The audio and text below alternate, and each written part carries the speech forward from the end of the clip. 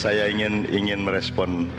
Jadi beliau tadi ingin mengatakan kalau saya menderet shalom, shanti dan seterusnya itu bukan sekedar kaya wong selamat pagi, selamat siang, tapi itu sebuah komitmen.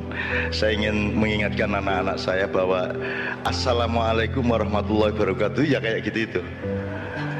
Jadi lepas dari identitas Islam atau tidak, bunyi assalamualaikum itu kan artinya saya berjanji ya bahwa saya ke kamu itu ono niki selamat.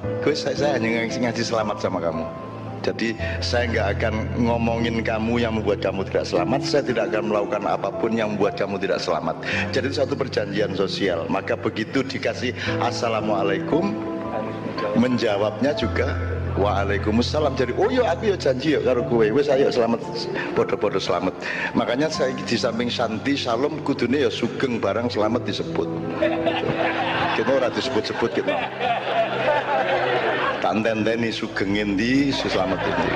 Nah, kalau agak lebih mendalam sedikit nyun sewu Pak Yai Muhaimin, bahkan diperkaya dengan satu sistem, dengan satu penataan keselamatan bersama itu, yaitu aslinya gini, bisa diajarkan di kelas belum? Assalamu warahmatullahi wabarakatuhu alaikum. Aslinya begitu. Jadi ada tiga yang kita janjikan. Satu, keselamatan.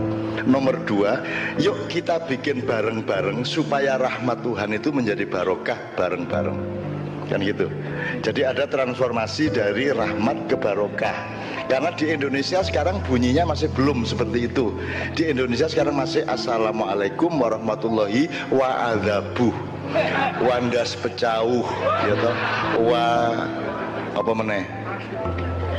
Jadi masih azab. Jadi rahmat Tuhan ini masih menjadi azab ya. Freeport masih jadi azab.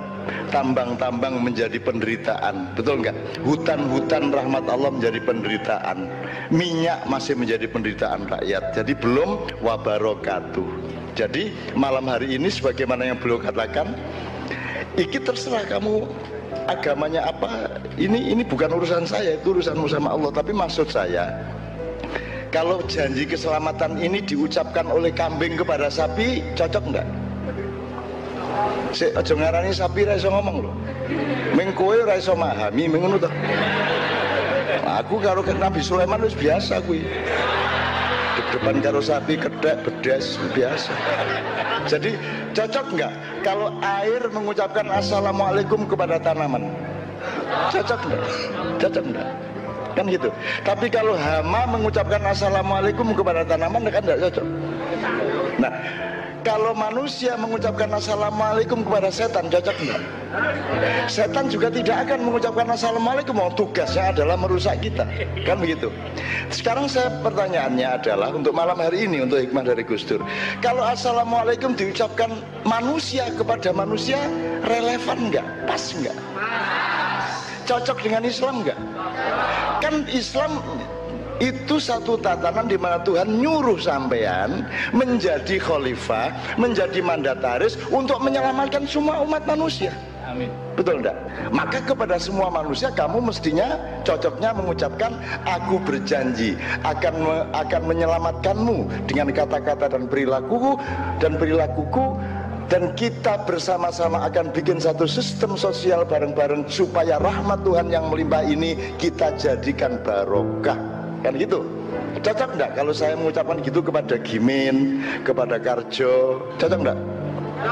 Tanpa saya tanya dia dari mana, turunannya sopo, kan enggak ada masalah toh.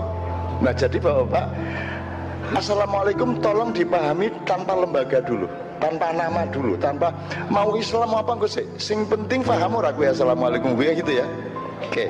Jadi beliau, saya mohon Anda semua tepuk tangan ya. Oke. Saya enggak ngomong agama, saya enggak ngomong apa, saya ngomong substansi ngono ki lho, inti ning urip kuwi kan gitu.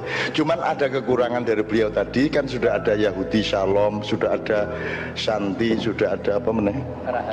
Rahayu, selamat sampurasun, sing durung ki mau salam gadolojo karo Darmo Gandul. Ki urung ono ki mau. Ono Pak ya? Itu tugasnya Guk. Oh, Guk, yeah. Guk itu dengan guyon parikeno memberikan pengajaran kepada orang muda. Karena Punokawan itu tidak akan punah, karena dengan adanya Punokawan maka Satrio Pendowo bisa berhasil. Betul ya? Dengan adanya Cak Nun, dengan suasana rileks, inti pengajaran iman diwartakan. Betul tak? Berarti tepuk tangan untuk Cak Nun. Jadi lumayan acting saya berhasil ini. Saya itu aslinya raja menyamar jadi Punokawan, Pak. Nah, karena sampean semua percaya lumayan kan ini. Sip, saya akan teruskan samaran saya ini. Enak ya Raya. Ojo tegang-tegang lah pokoknya ya. Jangan tegang-tegang, kecuali malam pertama harus sangat tegang. Besok ya, besok ya. Oke. Saya senang Yai Muhaimin menyebut mengenai pluralisme ini. Indonesia ini kan salah satu jenis keterpelesetan, kehancuran, keterpurukannya kan epistemologi dan denotasi. Ya, jadi kata itu menjadi tidak terdisiplinkan oleh maknanya. Jadi kabeh kepeleset-peleset, bias-bias. Jadi misalnya kalau boleh jangan bilang pluralisme, kemudian orangnya disebut pluralis, karena kalau isme itu kan satu keputusan pandangan hidup. Jadi dia sebuah ideologi. Ya, pluralisme itu ideologinya Tuhan, bukan ideologi kita.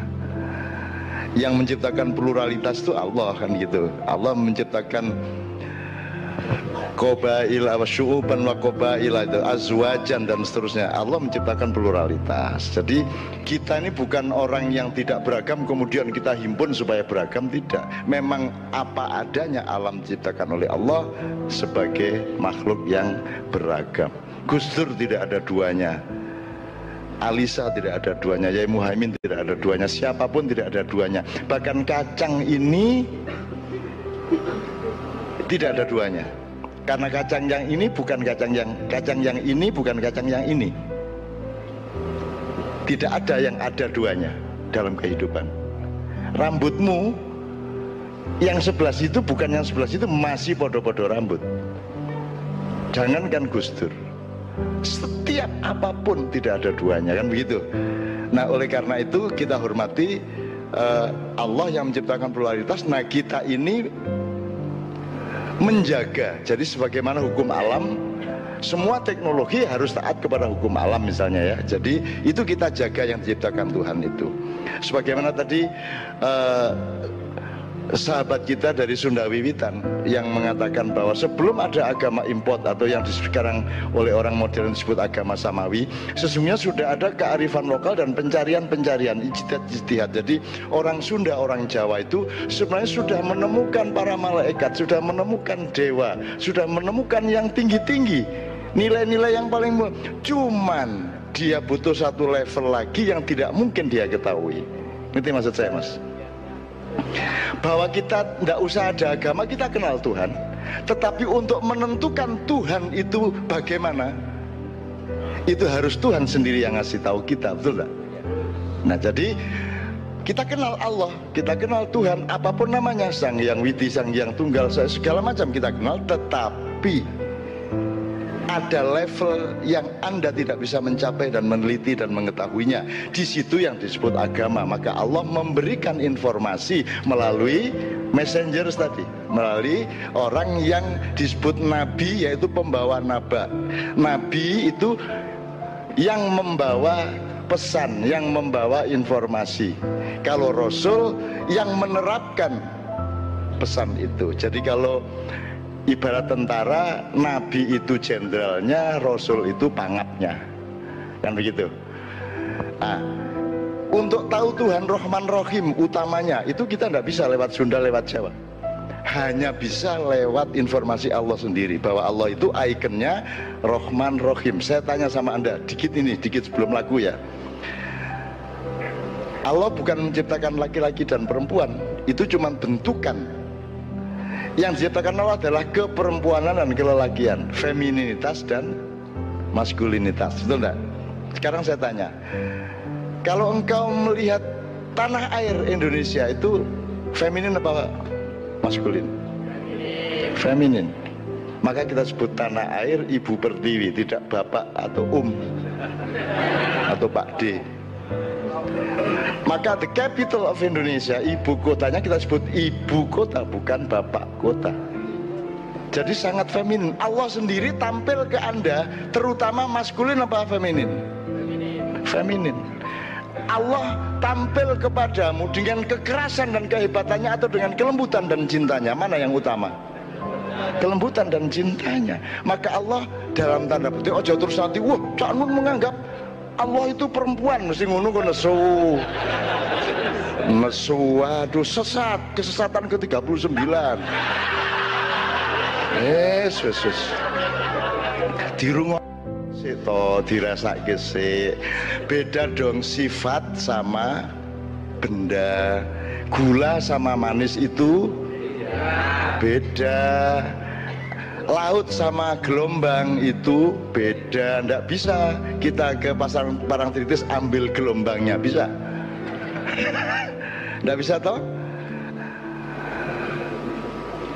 Nek tak terus nonggo seneng kan, kakak cukup ikhlas. Iki sawis kene iku iki nek saya tuh ngomong satu kalimat sudah muncul 10 kalimat yang lain. Ini kalau ndak hati-hati wah dah kesesatan bertumpuk-tumpuk ndak karu-karuan. Karena saya, bapak-bapak yang beragama kebetulan bukan Islam, saya termasuk orang yang sesat. Oleh karena itu setiap hari saya sholat.